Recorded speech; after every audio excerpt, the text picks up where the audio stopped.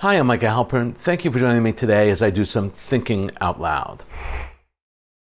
Our first segment is called Background Briefing. The first thing I've been thinking about is this high holiday season. Generation after generation, year after year, every Passover, a simple question is asked and then answered. Why is this night different from all other nights? This year, I believe, during the Rosh Hashanah period, and for many, many years to come, a slightly rephrased version of this question will be asked on Rosh Hashanah, one of the holiest events of the Jewish calendar. How will this year's Rosh Hashanah celebration be different from last year's Rosh Hashanah celebration? And how will it be different from Rosh Hashanah we knew and remembered from all those previous years before COVID? COVID has changed the world. It has changed our lives. It's changed how we celebrate. It's changed our Jewish lives. It's changed our priorities. 18 months ago, we thought, we hoped, we prayed it would be a one-time change. Now we're smarter. Now we know better. We know that the changes and the uncertainty COVID brought into our lives have not left our lives and will probably not leave for many years to come. And that seems to be the only certainty we can rely on. The weeks before Rosh Hashanah have traditionally been a time of introspection and self-critique, a worthy exercise in self-improvement. This year, for religious leaders and lay leaders of the Jewish community, and congregants alike, the weeks leading up to Rosh Hashanah are a time of practicality for critical decision-making. As we look back on it now, we realize that the decisions we made about last year's Rosh Hashanah and high holidays, as painful as they were simple decisions. The prayers were shortened. The manner in which we prayed was different. No large groups, social distancing, mandatory masking, Zoom services for some, quick, truncated services. This year, who knows? In Israel, the decisions are not made by congregation and congregation. There's a central coordinating committee, aka the government, will actually let them know if they can have big groups, small groups, indoors, outdoors. That's not the way it works in the United States. Across America, each congregation is left to grapple with this decision on their own. Certainly, there are several universals. The Delta variant is one of those universals. Those who are vaccinated and those who are not vaccinated because of certain health concerns or age, those who refuse to vaccinate, young children who are most certainly not vaccinated, and yes, masks, no masks, indoor services, outdoor services. The decisions are daunting. What is the best, most responsible, the wisest decision for our congregation this high holiday season? Rosh Hashanah 2021.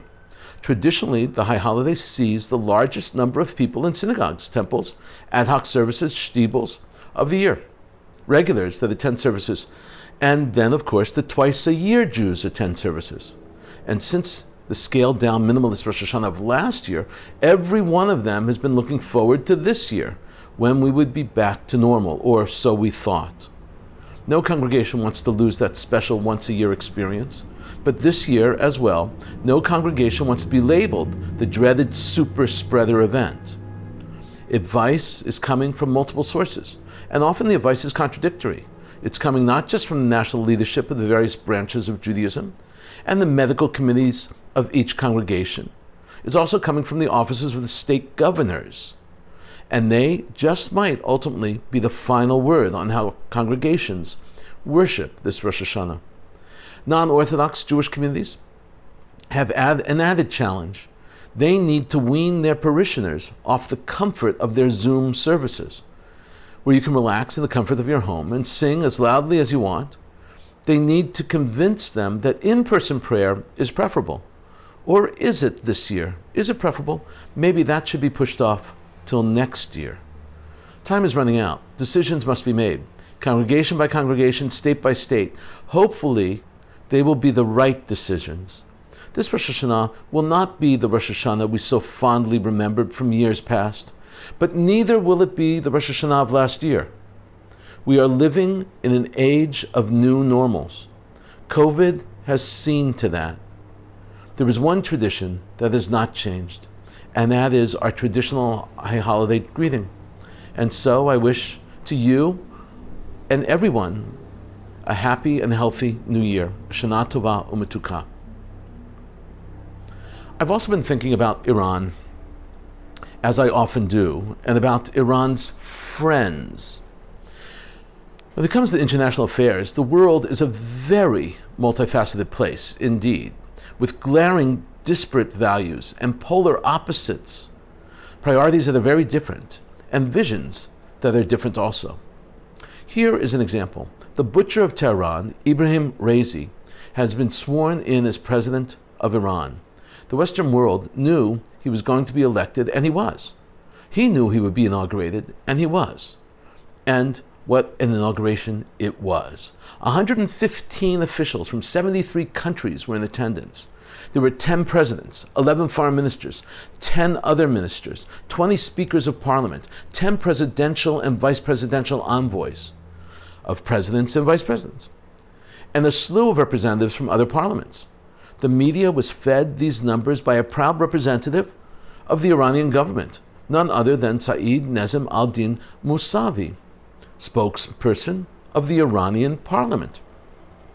If Iran is as evil and as isolated as the United States and the Western world claims they are, why is nearly half the world attending the inauguration, or at least representatives from half the world, of the Iranian president, the new Iranian president? The answer should be clear. Much of the world does not view Iran the way we do. For that part, the world, Iran is not evil. Iran is not duplicitous. Iran is not untrustworthy. For that part of the world, a very large part of the world, the Western world, led by the United States, has falsely accused Iran. They truly believe that Iran is unfairly called out, ridiculed, and discriminated against by the United States. 115 officials from around the world, from other parts of the world, came to Iran to show their support in their conflict against the West, and specifically against the United States. There's no ideological difference between President Ibrahim Raisi and the Iranian supreme leader, the Ayatollah Khamenei. That is why Khamenei handpicked Raisi as the public face of his domain.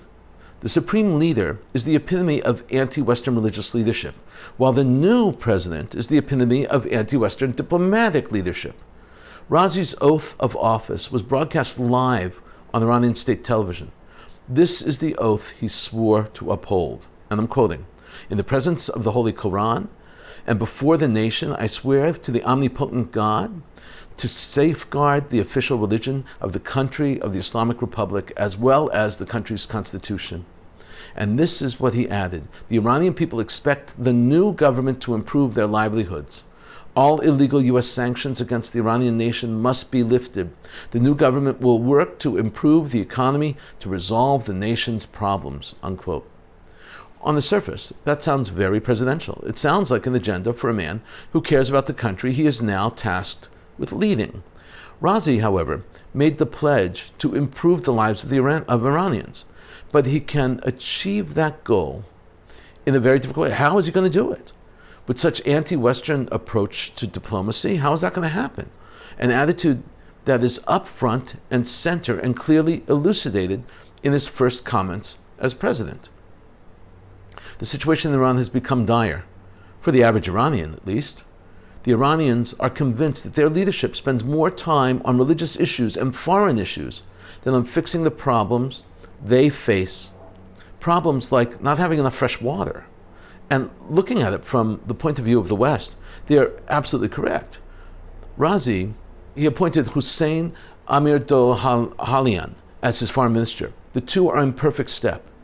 He assumes his position at the time when the talks between Iran and the P5+1 are scheduled to resume in Vienna, but they're stalled.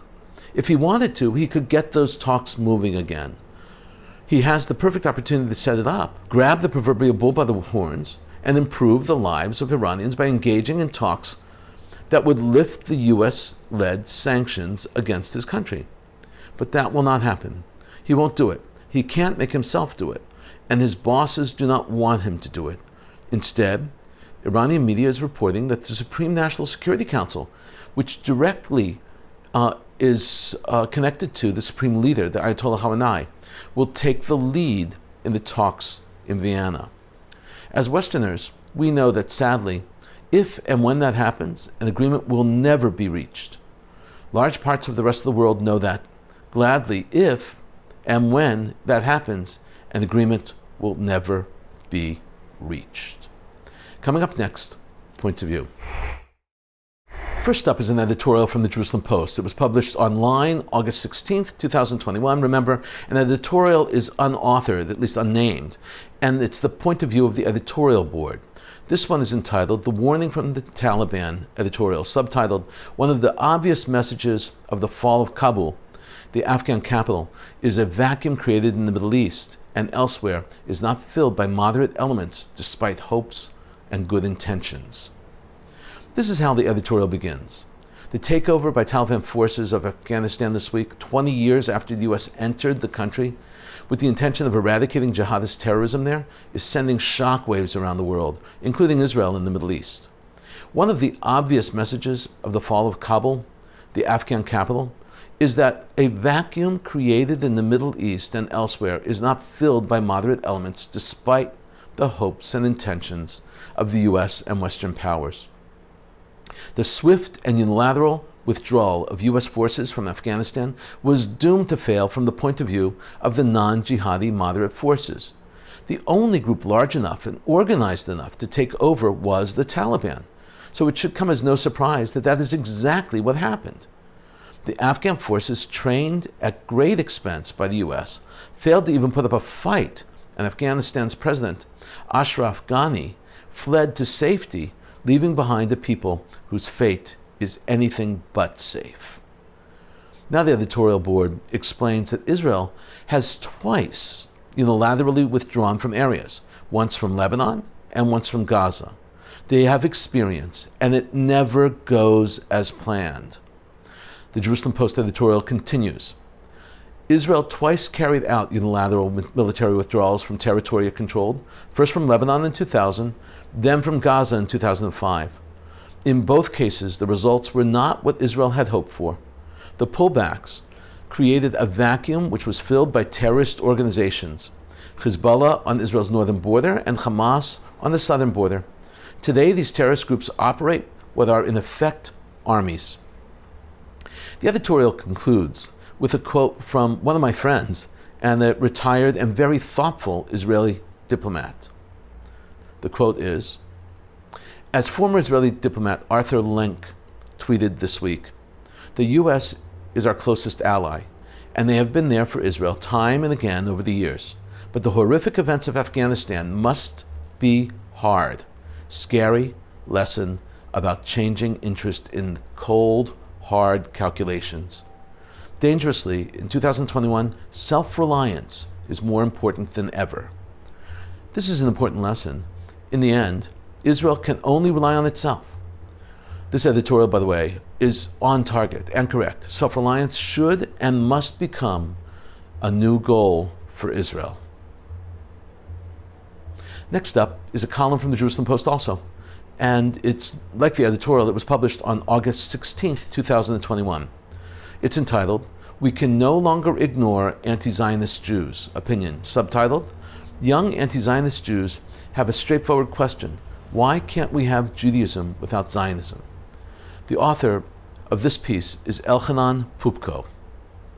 The author asks a question, and he answers it, a critical question. Can you have Judaism without Zionism? Here is how he lays out the question. Who has not seen the PLO flag-wearing Neturei Karta Jews at the Israel Day Parade, or any other pro-Israel rally? For decades, we either laughed, nodded, dismissed, or were enraged by the anomaly of Jews, publicly taking sides against the Jewish state. Yet at no point did we need to address anti-Zionism in our community as something serious. This has all changed over the past year. No, it's not just Peter Beinart saying keynote on Tisha B'Av for Palestinians displaced in 1948. A growing number of young Jews have gone to our day schools, may sit next to you in shul, or be sitting at your Shabbat table. They deserve a thoughtful response from all of us. Pupko respectfully outlines the issue, emphasizing that it is no longer a marginal question anymore, and that is why it should be taken seriously and should be addressed seriously. He continues, young anti-Zionist Jews have a straightforward question. Why can't we have Judaism without Zionism? A fair question. Why can't we have a day school education with no Hatikvah? synagogues without Israeli flags up front, rabbis that are not busy leading AIPAC missions to DC or trips to Israel, Hillel on campus without speakers coming to defend Israel, young Jews going on trips that are not birthright trips to Israel, and Shabbat dinners that are not all about Israel-related content. Pupko makes the argument for a big tent of Judaism, big enough to house anti-Zionists, but not at his Shabbat table. This is Pupko's conclusion. With COVID restrictions, I don't know when we will be hosting large Shabbat meals again. While I do not believe we will be able to share a space with the anti-Zionist Jews, I do think they deserve answers and explanations to the real questions they have. I hope this is the first of many. Thank you, Rabbi Pupko. Coming up, commentary through cartoons where pictures tell the story. I want to show you 6 cartoons today. These 6 cartoons are simply funny. With everything going on around us, this is my attempt to try to get you to smile. The first meme is of a woman reading the political novel 1984 while riding a train. Once upon a time, we thought this book was a fantastical way over the top work. The woman is wearing her COVID mask, and the caption reads, "I guess she's only a few pages in." This next comic strip has a theme that is very familiar to us. That's what makes it so hilarious. The boss asks, "How are the tech support calls going?" Employee answers, "Great, I'm blaming all our product flaws on climate change, and people are totally buying it." The boss says, "That doesn't make sense." Employee answers, "You'd be surprised how little that matters." It's amazing how so much makes so little sense nowadays. Now, a play on the tech giants that control what is permitted on YouTube and Google and the cancel culture that we live in. A young student is writing a paper on the novelist J.R.R. Tolkien. She writes, J.R.R. Tolkien's colonialism and ambiguously racist and race-based elements go further into stereotyping good versus evil.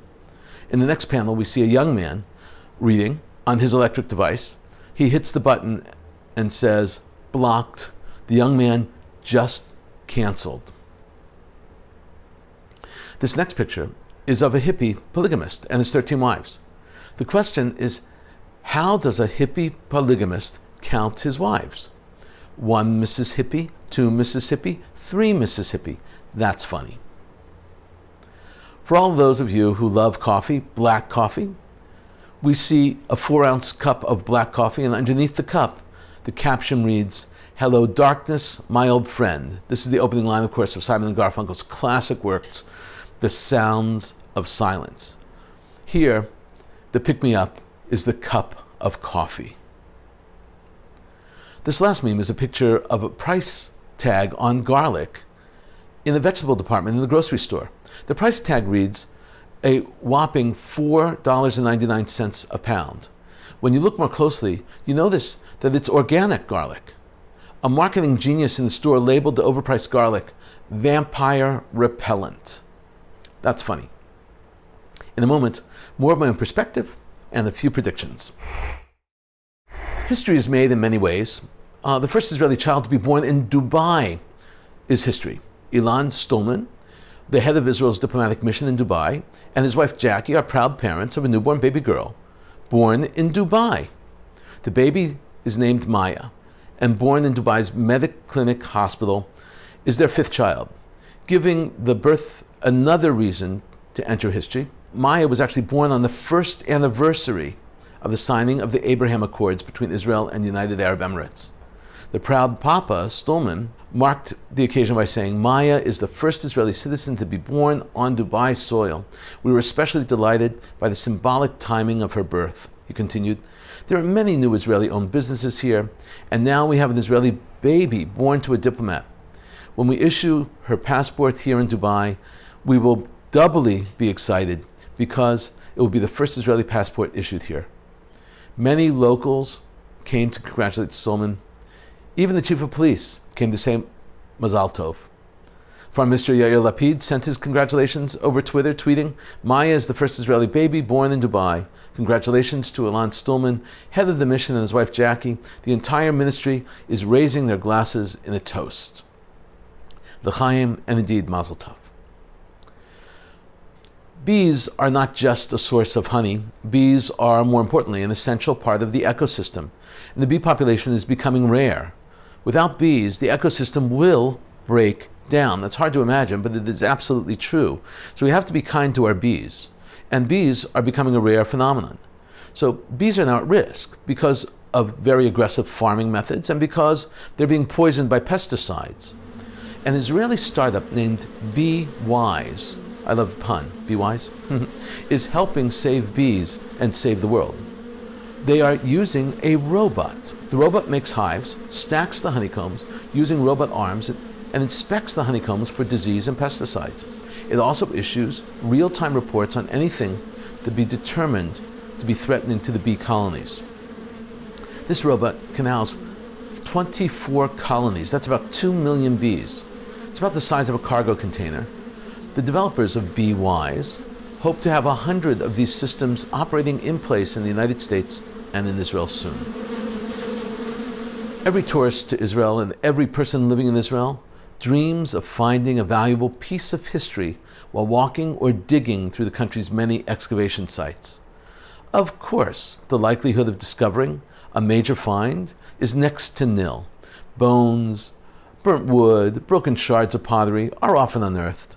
But actually finding something significant in a site that has already been excavated and you're just going to as a tourist and is open to tourists particularly is almost absolutely unheard of. But sometimes dreams do come true. The Yitzhaki family was playing a game in the excavated mikveh in Karazim National Park in Israel when one of the girls spotted a coin on the ground. And as everyone is instructed to do, she handed the coin over to the park staff. It was bronze, and it was 1,500 years old. According to Dekel Segev, director of the Karazim National Park, this ancient bronze coin is estimated to date to the Talmudic period, between the 4th and 5th centuries, which is, he explained, the peak period of Jewish village of Karazim. Karazim is actually mentioned in the Christian Bible. It's located in Galilee between Safed, Tzfat, and Tiberias. It is home to several impressive remains, including a beautiful synagogue and the mikveh, the very mikveh that we were talking about, both constructed with stunning pillars. The coin is a national treasure, and it would have been illegal to keep the coin. In all probability, the family will be awarded a public honor for finding this remnant of archaeological history. 3 Israeli universities made it into the top 100 universities in the world. 3. Hebrew University took 90th position. The Weizmann Institute grabbed 92nd spot. The Technion grabbed 94th spot. These Israeli universities are in very good company. Harvard was given the first place for the 19th year in a row, Stanford number 2, and Cambridge in 3rd place. This is a huge honor and a special recognition for Israel. To understand just how big an honor this is, and to put it in perspective, there are 5,300 colleges and universities in the United States alone. There are 17,000 colleges and universities in the world. 17,000. So being in the top 100 universities in the world is a distinction worthy of pride. Israel recalled their top diplomat in Poland as a result of the new law just passed in Poland, which sets a 30-year limit on the ability to reclaim property. The law, in essence, prevents any Jewish claim to property stolen from Jewish victims of the Holocaust. There is no doubt that this law is anti-Jewish. It nullifies any chance of families or victims themselves from getting any satisfaction on claims they may make for the stolen property, many of which have been dragged through the Polish court systems for decades. The Prime Minister of Israel, Naftali Bennett, is outraged. The Israeli Prime Minister described this new Polish law as, quote, shameful decision and disgraceful contempt for the memory of the Holocaust. Poland has chosen to continue harming those who've lost everything. Foreign Minister Yair Lapid instructed Israel's top diplomat in Warsaw to charge the affairs to return home immediately for an indefinite amount of time. The new Israeli ambassador to Poland, who was scheduled to leave for Warsaw, will remain in Israel. Upon hearing the passage of the law, Lapid said, quote, Poland today approved, not for the first time, an immoral, anti-Semitic law, unquote. Palestinian President Mahmoud Abbas is being urged to address the Israeli government, the new Israeli government, and address it in a serious way. Both the United States and England have pointed out that if Abbas has any hope or any real desire of moving towards Palestinian statehood and normalcy, he must engage with Israel's new leaders. These messages from the United States and England have not simply been sent floating out there for Abbas to receive. They've been personally delivered, hand-delivered, by Richard Moore, head of Britain's MI6, which is their equivalent to the CIA, who went to Ramallah to meet with Abbas. That visit was actually followed by a visit by William Burns, who also traveled to Ramallah. William Burns is the CIA director. He paid a visit to Abbas while he was in Israel for talks about the region. Topics under discussion with Abbas included Iran and their influence in the region. Human Rights Watch announced that during the recent war between Israel and Hamas, Gazans committed war crimes. War crimes. The group was referring to the deadly rocket attacks fired into Israel by the Palestinians. Rockets that led to the deaths of 12 Israelis and the injuries of tens of others. Human Rights Group also pointed out that rockets misfired and fell short of their intended targets within Israel and also killed or wounded undetermined numbers of Palestinians in Gaza. At least 7 Palestinian civilians were reportedly killed by their rockets. This is newsworthy. Traditionally, Human Rights Watch has been extremely critical of Israel and extremely wary of saying anything negative against Palestinians. Because they were so biased, their credibility was in serious question. Have they finally seen the light of truthful reporting? It's way too soon to tell. We've been thinking out loud about a lot today. Now that you know what I've been thinking, let me know what you're thinking. Email me at micah@jbstv.org. Tweet me at Micah Halpern. Tell me what you think. Before we end, let me leave you with one piquante piece of information. Did you know that Judaism has a point of view on polygamy? I mentioned polygamy in the cartoon segment. Polygamy, marrying more than one wife, is permitted in the Bible. Permitted. Abraham had 3 wives, Sarah, Hagar, and Keturah. According to Rashi, the medieval commentator, Rabbi Shlomo Yitzchaki, he really only had 2 wives, because Rashi says that Keturah was actually Hagar, or Hagar. But 2 is still more than 1, and polygamy continued in post-biblical times. The rabbis, however, put limits on the number of wives a man may have. The Talmud in Sukkot writes that a king may only have a maximum of 18 wives. However, because Ashkenazi Jews were living in Europe, and in Europe Christianity forbade polygamy, the practice was stopped for European Jews as well. Gersonides, a.k.a. Rabbeinu Gershon, a.k.a. Rabbi Levi ben Gershon, or as most know him, the Ralbag, enacted an edict, a takana, for 100 years forbidding having more than one wife. And that edict, that takana, has been renewed every 100 years since. The edict did not apply to Jews of Arab countries, the Mizrahim, or also known as Sfaradim. So in 1948, when the State of Israel was established, and for so many years after, when Jews of Arab lands came to Israel, many came with more than one wife. Israel enacted the law forbidding marrying more than one wife. But those who came to Israel already having married more than one wife were not made to choose one and divorce the others. Thank you for thinking out loud with me, Micah Halpern. Let's think out loud again next week on JBS.